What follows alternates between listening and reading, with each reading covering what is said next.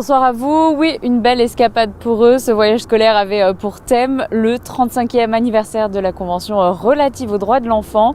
Visite historique, culturelle et un peu de shopping tout de même pour revenir avec des souvenirs pour leurs proches. Je vous propose de regarder le résumé de cette semaine riche pour ces adolescents monégasques. Accueillis par un décor digne de film, c'est sous la neige que les lycéens ont pu faire leurs premiers pas dans la grosse pomme. Bien protégés, avec leurs gants et bonnets, ils auront parcouru quelques centaines de kilomètres pendant cette semaine new-yorkaise. Un programme riche concocté par leurs professeurs pour leur permettre de récupérer un maximum de bénéfices de ce voyage scolaire, organisé par le corps enseignant depuis un an et rendu possible grâce à des sponsors. Le projet est né maintenant au printemps dernier, avec l'envie, avec mon collègue d'art plastique, de travailler ensemble, évidemment pour un intérêt pédagogique évident, culturel, artistique, linguistique, les attentes de nos programmes, des spécialités pour le programme du baccalauréat, et puis l'expérience humaine. Ça, c'est le plus important pour notre projet. Une aventure humaine riche en découvertes. Les élèves ont pu ainsi visiter pendant leur séjour les attractions incontournables de New York. Alors on a fait plein de choses très intéressantes. Déjà, le premier jour, on est allé voir la Statue de la Liberté avec Ellis Island. C'était vachement bien, je ne l'avais jamais fait et c'était une très belle expérience de le voir d'aussi près et d'être juste en dessous. Un peu d'histoire à Philadelphie avec la visite de l'Independence Hall où la déclaration d'indépendance des États-Unis et la Constitution américaine ont été adoptées par les pères fondateurs. Mais aussi moment émouvant au mémorial du 11 septembre au World Trade Center, impressionné par les bassins d'eau représentant les anciennes tours jumelles. Ou encore la surprise des élèves en découvrant l'étendue de Central Park. L'on pourrait y installer 2 fois la principauté de Monaco. Ce voyage, c'était aussi l'occasion d'appréhender un autre mode de vie et de culture. On voit un peu la différence de culture, surtout que les Américains, je trouve, sont un peu plus, à l'aise et sont surtout très accueillants, très avenants. Du coup, c'est quand même agréable, je trouve. Quand même, ils sont très gentils en général. Et si le but avant tout était de passer un moment agréable de découverte et de cohésion, les professeurs avaient tout de même donné une mission aux élèves avec un devoir à rendre, mais version 2.0. Plutôt que de les embêter maintenant avec des papiers, on s'adapte aux nouvelles technologies et aux nouvelles façons de fonctionner de nos jeunes. Donc ils avaient tous un vlog à réaliser, la partie des anglicistes en anglais et la partie des artistes en français. Mais chacun, donc, dans son coin, faisait ce petit film qu'on leur demande de créer sur leur séjour d'une quinzaine de minutes. Cette sculpture, elle est comme une cale par rapport à cette architecture que vous avez pu le voir. Elle ressemble à un jeu que tout le monde connaît. Voilà. L'un des grands axes de ce séjour résidait dans la découverte in situ du programme scolaire.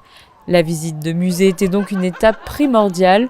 Musée d'art de Philadelphie, MoMA, Guggenheim et bien entendu le Met Metropolitan Museum. L'objectif n'est pas de faire une visite guidée. Ils ont déjà eu 6 mois de cours depuis le mois de septembre en terminale. Donc ils ont déjà tous les outils pour pouvoir se confronter à tout type d'œuvres. Qu'est-ce qu'on avait dit par rapport à Léonard de Vinci, qui est différent avec Patinir? C'est pas flou. Il n'y a pas le sous-matos, ça reste très net. C'est pour ça qu'on peut voir des petits détails là, vous voyez. Ils ont pu en plus se confronter à une œuvre de Patinir qui est au programme du baccalauréat, dont ils vont passer l'examen au mois de juin. Et donc pour nous, c'est exceptionnel de voir l'œuvre envoyée, de voir la matérialité de l'œuvre, de pouvoir se projeter dedans. Et ça, c'était vraiment exceptionnel. Rendre vivant ce qui a été enseigné tout au long de l'année, une méthode efficace pour un bon apprentissage. Par exemple, nous sommes confrontés aux œuvres des impressionnistes telles que du Claude Monet, du Pissarro, etc.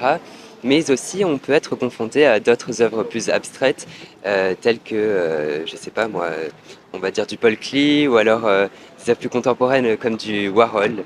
Et ce qui est sympa, c'est que voilà, ça permet d'avoir un rendu visuel et réel avec les œuvres qu'on étudie en cours. Le bac reste en ligne de mire et Jérémy, élève en terminale, a ainsi profité de ce séjour new-yorkais pour réaliser l'un de ses projets qui comptera pour sa note de fin d'année. J'ai designé des stickers que par la suite je colle un peu partout dans New York. Là j'en ai un, il me reste plus rien, j'ai tout collé. À la suite de mes projets précédents, j'en suis venu à l'idée de faire des graffitis vraiment réalistes. Mon projet 3 c'était un graffiti sur un mur.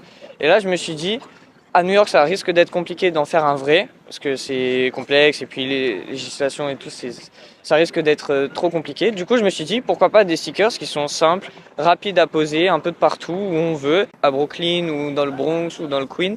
On peut en voir beaucoup plus, et j'adore cette ambiance-là. Il y a des stickers de partout, des tags, des graffitis à tous les murs. Il faut regarder vraiment de tous les côtés pour voir un peu tous les détails. Et du coup, oui, je m'inscris dans ça totalement. Ouais. Troisième volet de ce séjour, les célébrations du 35e anniversaire de la Convention internationale des droits de l'enfant.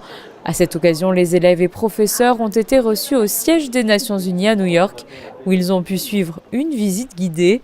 Salle du Conseil de sécurité, Assemblée générale, tous ces lieux qu'ils ont déjà vus maintes fois dans l'actualité se trouvaient à présent face à eux. Ils ont ensuite pu s'entretenir avec Virginia Gamba, la représentante spéciale du secrétaire général pour les enfants et les conflits armés, dans les locaux de la mission permanente de Monaco auprès des Nations Unies. C'était le volet humaniste de notre projet. On voulait absolument parler des droits des enfants notamment. Et donc aujourd'hui, évidemment, ça a été le point d'orgue de notre séjour avec une visite qui était très attendue par toute l'équipe, tout le groupe et qui s'est très bien passée, qui est à la hauteur de nos espérances. C'est avec des souvenirs plein la tête et de nouvelles amitiés que les lycéens se sont envolés pour la principauté. Nul doute que ce voyage restera longtemps gravé dans leur esprit.